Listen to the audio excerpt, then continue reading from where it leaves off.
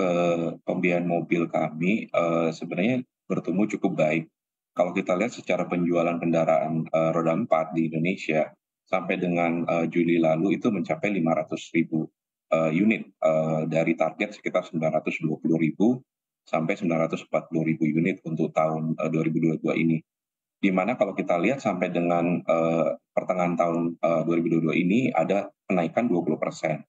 Jadi secara umum kami masih believe bahwa, pencapaian kami untuk sampai dengan full year ini masih punya peluang, Mbak, selain memang adanya, demand yang semakin baik dengan perbaikan ekonomi kita, didukung beberapa faktor makro tadi, juga memang ada beberapa insentif yang diberikan pemerintah sejak 2021 lalu ya. Sehingga memang, itu cukup membantu secara umum, demand, penjualan kendaraan, roda 4 di Indonesia.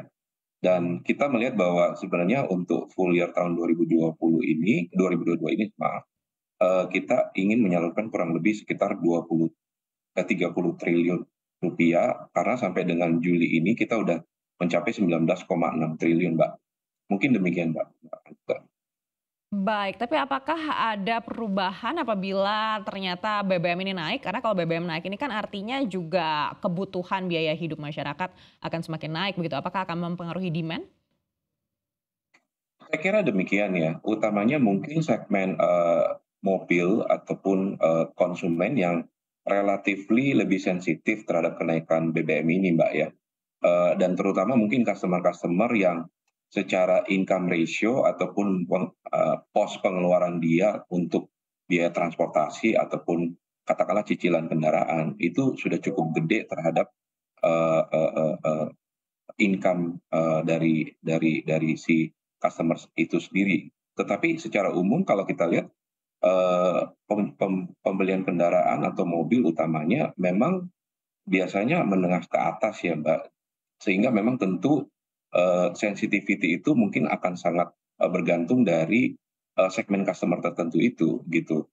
Nah, kalau misalnya kita bicara segmen, pembiayaan barunya menurun, bisa jadi peluangnya justru ada di pembiayaan, mobil bekas ya, karena mungkin lebih affordable. Sehingga bisa jadi akan ada, semacam kayak peralihan sebagian dari segmen yang lebih sensitif terhadap kenaikan BBM itu.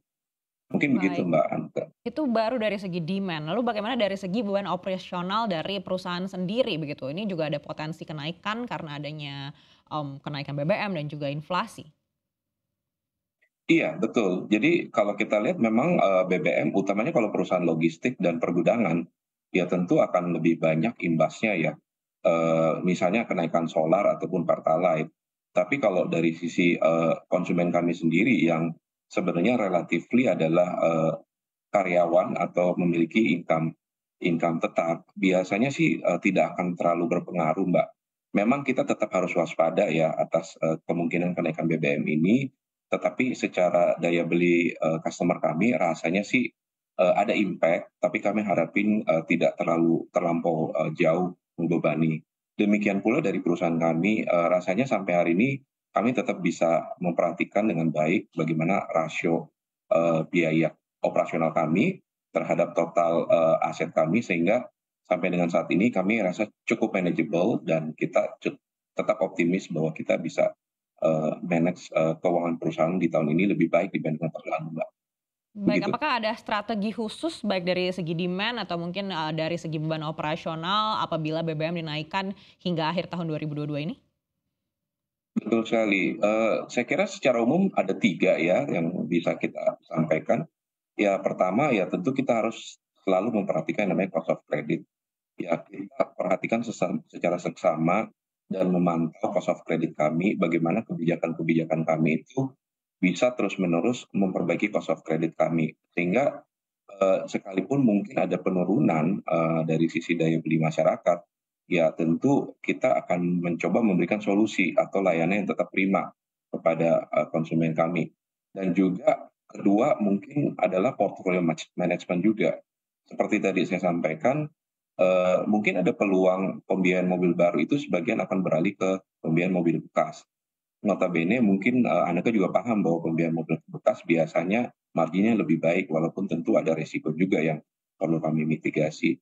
Yang ketiga ya tentu, secara risk-based pricing juga, bagaimana, katakanlah kenaikan suku bunga acuan akibat misalnya inflasi tadi karena kenaikan BBM, itu tidak seluruhnya kita akan menaikkan seluruh segmen, tapi kita juga coba memitigasi dengan, memberikan, affordable, pricing kepada customer-customer yang profil resikonya baik, dan sebaliknya.